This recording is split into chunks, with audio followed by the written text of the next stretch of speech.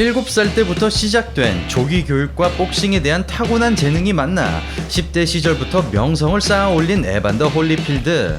84년 LA 올림픽의 동메달을 끝으로 아마추어 커리어를 성공적으로 마무리한 그는 프로 데뷔 2년 만에 크루저급 챔피언을 차지하며 오랫동안 성공과도를 달립니다. 그럼에도 타이슨이라는 그늘에 가려 인기를 끌지 못하던 홀리필드는 타이슨의 유명세를 빼앗아 오기 위해 헤비급으로 월장을 선언하고 급기야 메이저 단체 챔피언 벨트를 모조리 독차지하지만 타이슨과의 만남은 결코 성사되지 않는데요. 이렇게 비인기 챔피언이라는 이미지를 굳혀가던 무렵 홀리필드의 복싱 인생에도 갖가지 사건 사고들이 일어나게 되는데, 오늘은 지난 홀리필드 특집 1부에 이어 반치광으로 악명을 떨친 그의 30대 이야기를 들려드리겠습니다.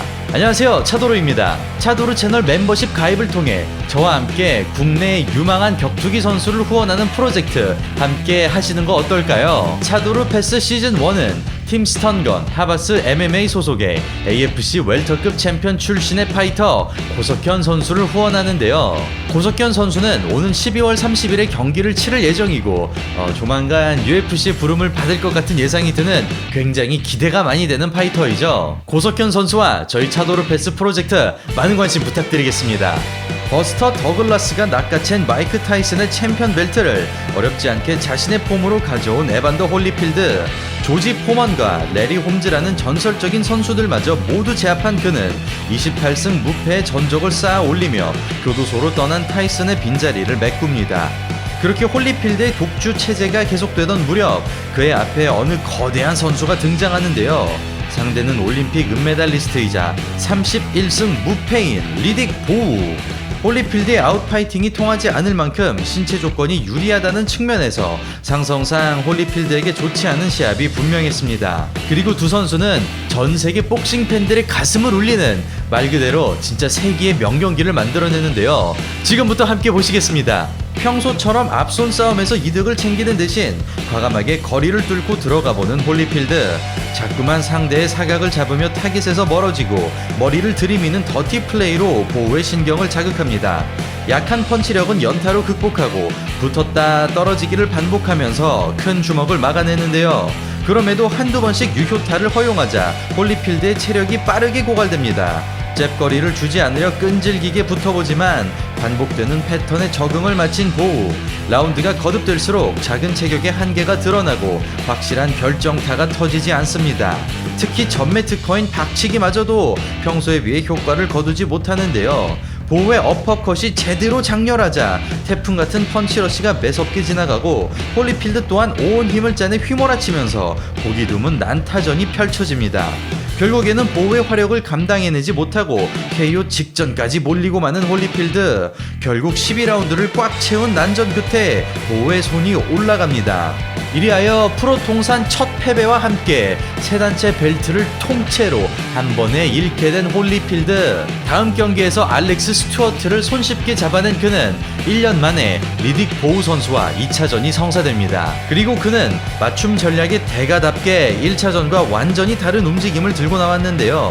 상대의 폼 안으로 들어가 진흙탕 싸움으로 끌고 갔던 1차전과는 달리 빠른 발을 앞세워 철저하게 먼 거리를 유지하던 홀리필드는 카운터에 경기심을 끊임없이 심어주며 포인트 위주의 운영을 펼치고 자신보다 긴 리치의 보우를 상대로 앞손 싸움에서 이득을 가져갑니다. 그러면서 교묘하게 팔꿈치 공격까지 곁들이는 홀리필드. 라운드가 끝난 뒤에도 주먹을 주고받던 두 사람은 시간이 흐를수록 신경질적으로 변해가고 홀리필드가 조금씩 앞서 나가던 분위기에서 혹시 역사상 전대미문의 사건이 발생하는데요. 한창 경기가 무르익어 가던 도중 홀리필드의 시선이 관중석을 향했고 그곳에는 정체를 알 수 없는 어느 사내가 낙하산을 탄 채 떨어지고 있었습니다. 이때 현장에 있던 보우의 아내가 충격을 받아 병원으로 실려갔고 낙하산에 타고 있던 남자는 보안 요원들에게 구타를 당해 기절을 하고 말았는데요. 참고로 낙하산 테러를 벌인 이 사람은 미국인 제임스 밀러이며 이날 도대체 왜 이런 행동을 했는지에 대해선 사실 정확하게 알려진 바가 없습니다. 그 후 NFL 플레이오프와 영국 축구 경기에서도 이런 비슷한 소동을 벌이는 바람에 7일간의 징역형과 입국 금지령을 또 받기도 했습니다. 합니다. 어쨌거나 이런 황당한 사건을 겪었음에도 금방 마음을 추스른 홀리필드. 그는 1차전의 아쉬움을 제대로 털어버리며 빼앗겼던 타이틀을 찾아옵니다. 그러나 그의 분위기는 그리 오래가지 못하는데요. 34승 무패, 마이클 무어러에게 다소 논란의 여지가 있는 판정 패배를 당하면서 어렵게 찾아온 챔피언 벨트를 또다시 넘겨주게 됩니다. 그리고 이 경기 직후 홀리필드의 건강에 이상 신호가 찾아옵니다. 어깨 부상으로 병원에서 치료를 받던 도중 예상치 못한 심장질환이 발생하였고 급기야 이로 인해 은퇴를 선언하게 되죠. 그렇게 어쩔 수 없이 복싱을 떠나게 된 홀리필드. 이때 그는 좀 느닷없게 종교 활동에 심취하게 되는데요. 홀리필드를 매료시킨 인물은 당시 미국에서 사이비 목사로 유명세를 떨친 베니 흰. 오해하지 마십시오. 제가 사이비라고 주장하는 게 아니라 이때 당시 미국 여론이 그렇게 또 이야기를 하고 있었습니다. 베니 흰을 TV로 보고 푹 빠진 홀리필드는 실제로 흰의 강연을 쫓아다니며 특별한 휴식기를 보냈고 흰 역시 홀리필드의 유명세를 이용하면서 두 사람은 급격하게 친한 사이로 발전하였습니다. 그럼 믿음의 힘 덕분이었는지 몰라도 다행히도 예상외로 또 빠르게 건강 회복에 성공한 홀리필드 선수였습니다. 권투위원회로부터 복귀 승인을 받은 그는 은퇴 선언을 한 지 단 1년 만에 링으로 돌아오게 되었고 서울 올림픽 금메달리스트인 레이 머서를 꺾고 리딕 보우와의 3차전이 성사됩니다. 1승 1패를 주고받으며 흥미로운 승부를 만들어냈던 두 선수. 이러면 라이벌이라고 표현해야 되겠는데요. 홀리필드는 2차전과 비슷하게 아웃파이팅을 가지고 나옵니다. 링을 넓게 활보하며 잽을 위주로 풀어가던 홀리필드는 욕심을 완전히 버린 채로 안정적인 포인트 운영에 돌입하고 근거리에서는 오로지 방어에만 집중하면서 지키기 모드에 들어가는데요. 이에 대항하는 보호의 작전 역시 경기를 길게 보는 것이었고 그런 작전에 따라 크게 무리를 하지 않던 보호는 기회가 찾아온 순간 오른손 폭탄을 터뜨리면서 홀리필드와의 라이벌전의 종지부를 찍습니다. 이렇게 28연승을 달렸던 것도 잠시 겨우 몇 년 만에 승패를 반복하게 된 홀리필드. 이렇게 단 하나의 챔피언 벨트도 남아있지 않던 홀리필드. 사실 커리어상 좀 우울한 시기를 맞이한 것 같았는데요. 그랬던 홀리필드에게 드디어 엄청난 일이 생깁니다. 바로 그가 그토록 원했던 마이크 타이슨과의 경기가 성사된 것이었죠. 당시 수감 생활을 마치고 온 타이슨이 4연승을 거두며 헤비급 타이틀을 탈환하자 WBA 1차 방어전의 상대로 홀리필드가 낙점된 것인데요. 대부분이 타이슨의 승리를 예상했던 이 경기에서 자신의 모든 전략과 지식을 총동원한 홀리필드는 타이슨 맞춤 공략법을 제시함과 동시에 그가 왜 반치광이라 불렸는지 제대로 보여줍니다. 홀리필드가 연구한 타이슨은 간단했습니다. 순식간에 폼 안으로 파고 들어가 폭발적인 연타로 승부를 보는 타이슨에게 아웃파이팅으로 거리를 유지하다 기회를 주는 것이 아니라 들어오기를 기다렸다가 클린치로 끌어안는 것이 전부였죠. 그리고 이 과정에서 홀리필드의 교묘한 박치기가 타이슨의 페이스를 흐트려 놓았는데요. 클린치로 붙을 때마다 사정없이 이마로 부딪히던 홀리필드는 타이슨의 눈가에 상처를 일으켰고 심판이 떼어놓는 순간까지 박치기를 멈추지 않았지만 홀리필드에게는 어떠한 제재도 없었습니다.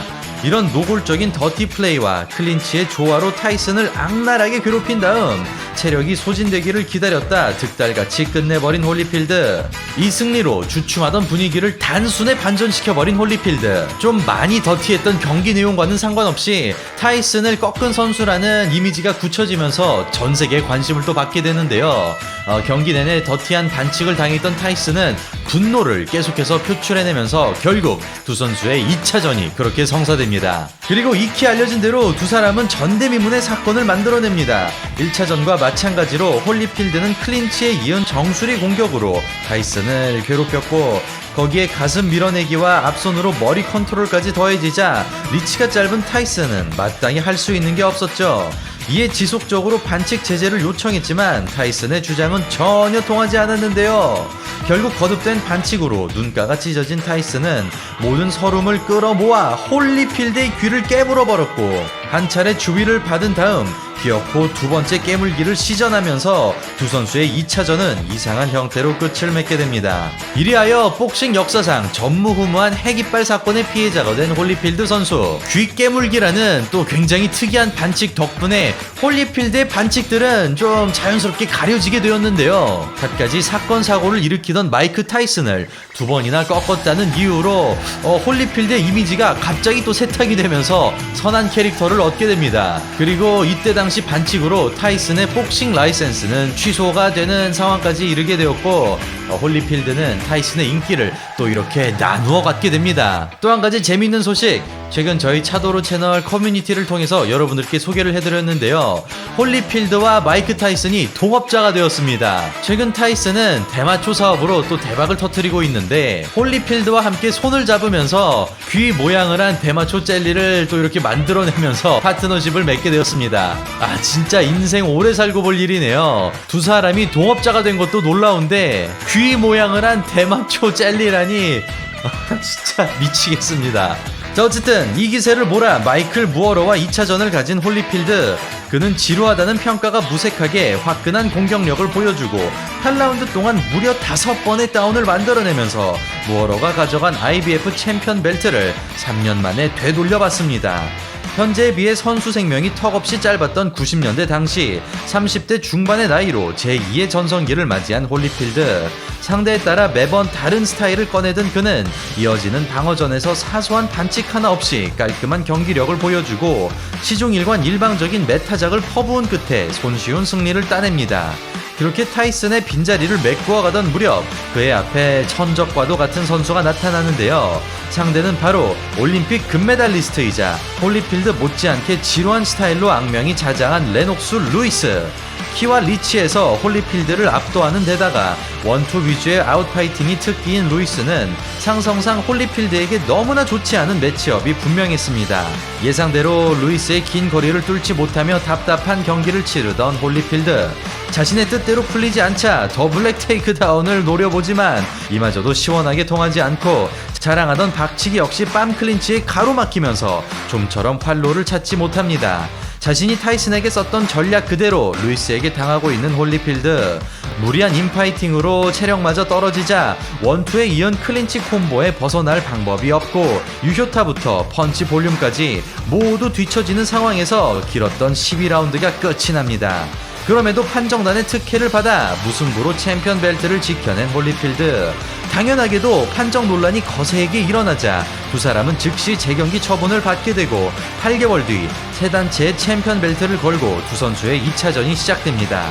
분명 자신이 패배한 상대에게는 최소 한 번은 되갚아주던 홀리필드. 그러나 이번만큼은 특유의 판짜기와 맞춤 전략이 전혀 통하지 않았는데요. 루이스의 기세에 눌려 초반부터 어려운 경기를 펼치던 홀리필드는 박치기로 반전을 꾀해보았지만 루이스가 모두 간파해버렸고 잽에 이은 클린치 전략에 속수무책으로 당하면서 이견 없이 만장일치 판정 패배를 맞이하게 됩니다. 이리하여 챔피언 벨트 하나 없이 90년대를 쓸쓸하게 마감하고 어느덧 30대 후반의 나이에 접어든 홀리필드. 복싱계를 호령하던 마이크 타이슨도 커리어 막바지를 달리고 있던 이때 거물 프로모터 돈 킹의 관리를 받고 있던 홀리필드는 그의 비호 아래 다시 한번 챔피언 벨트에 도전할 절호의 기회를 얻게 됩니다. 석연찮은 이유로 루이스가 WBA 타이틀을 박탈당하자 돈키는 자신이 관리하는 홀리필드와 존 루이즈의 타이틀전을 성사시켰고 홀리필드가 10살이나 어린 루이즈에게 승리하면서 복싱 역사상 처음으로 헤비급 챔피언에 4번이나 오르는 진기록을 만들어낸 것이죠. 이처럼 상대에 따라 변화하는 다양한 스타일과 영리한 반짝이 능력, 뛰어난 체력과 더티 플레이로 신체 능력에 의존하는 선수들에 비해 오랫동안 좋은 기량을 유지하던 홀리필드. 그러나 그에게는 작은 체격의 한계가 명확히 존재했고 다른 헤비급 선수들처럼 한방 파워를 갖추지 못했다는 점이 그의 승리를 아슬아슬하게 만들었습니다. 그리고 이러한 단점들은 그의 제3의 전성기를 너무나 빨리 끝내버리는데요.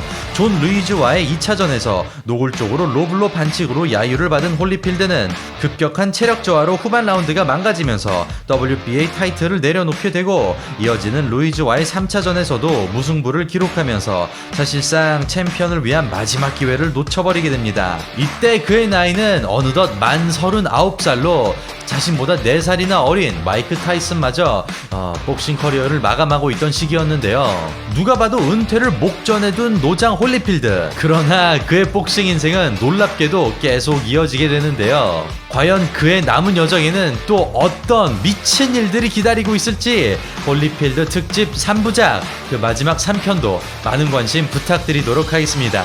자, 오늘 영상 재밌게 보셨다면 구독하기 잊지 말아주시고요. 저는 다음에 또 재밌고 알찬 격투기 영상으로 인사드리도록 하겠습니다. 이상 차도르였습니다. 감사합니다.